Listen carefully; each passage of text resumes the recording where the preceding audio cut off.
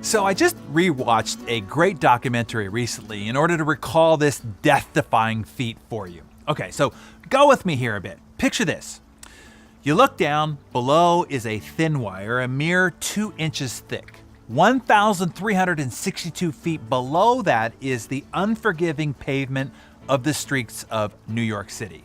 The only thing that separates your fragile body and that concrete will be those 2 inches of wire. Below the wire, you can see them. Busy people rushing off to work, school, home, wherever they're going, as you take your first step across the sky. At first, nobody notices you. Maybe that's for the better, you think. It only adds to the pressure. But you thought too soon. A man below stops, he looks up and he sees you, a speck against the clouds. Your heart rate rises. This is getting very real. As a crowd gathers, the breeze picks up. It's colder up here, frigid actually, and more unpredictable. Instead of blowing from one direction, the gusts come from all around, zigzagging across your face, tugging at the long bar that you're carrying for balance. You sway back and forth, 110 stories above the ground, suspended by only 2 inches of wire under your feet. Breathe, you think. In, out, in, out. By now, thousands of people stand below you, watching, stunned, admiring, or waiting like those who watch a NASCAR race only to see the wreck. Their hearts pound in unison with each step that you take, moving across your precarious perch in the sky. Every step you take brings you an inch closer to your destination, to your dream, but with every step and movement, you also face impending death. This walk will make you, or it will end you, and the choice is yours. You get to decide your fate. It all depends on how you handle the stress of the situation. The onlookers may be cheering or screaming for you to turn around, but you hear none of it. You're on top of one of the loudest cities in the world and you hear nothing. Everything is silent as you take your walk of your life. 12 people have walked on the moon, but only one man has ever or will ever walk in the immense void between the two famous World Trade Center towers of New York City. Philippe Petit was that man.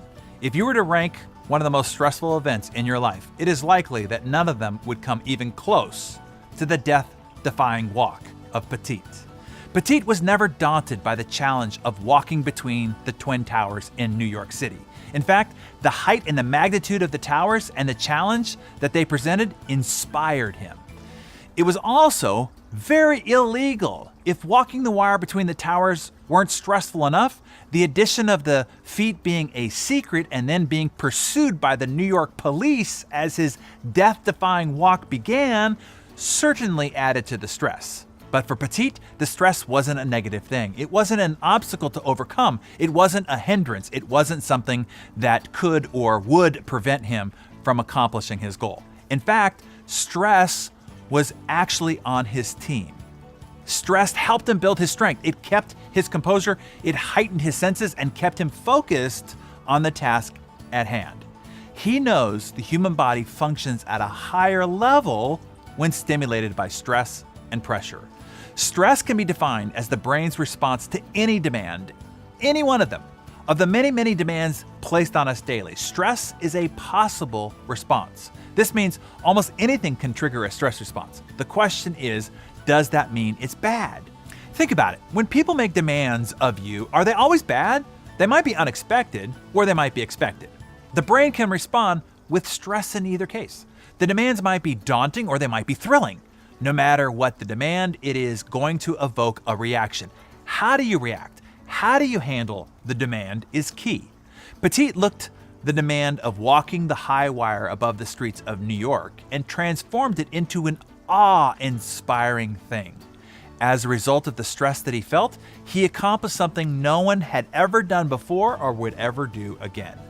That is the power of stress, the power to bring you and your performance to new heights. Maybe not literally like for Petit, but at least figuratively. Increasingly, researchers are exploring the positive side of stress. Some believe short-term boost of it can strengthen the immune system and protect against some diseases of aging, like Alzheimer's, by keeping the brain cells working at peak capacity. Another study showed that people who experience moderate levels of stress before surgery have a better recovery than those who had no stress at all. Recently, a study suggested that stress could help prevent breast cancer because it suppresses the production of estrogen. And like all good things, of course, there is a dark side to stress. Stress misinterpreted and handled incorrectly becomes toxic, causing disease and eventually death. In the upcoming series, I want to show you how to master stress so that instead of it owning and taking control over you, you learn to dominate it, using stress as a tool that you can utilize to grow and learn so that you are a top-tier performer in every aspect of your life. Even if you don't plan to tightrope walk between buildings thousands of feet above the streets of New York City. What are you stressed about this morning now compared to petite? Maybe it's not feeling so stressful after all, right? Tell us in the comments below.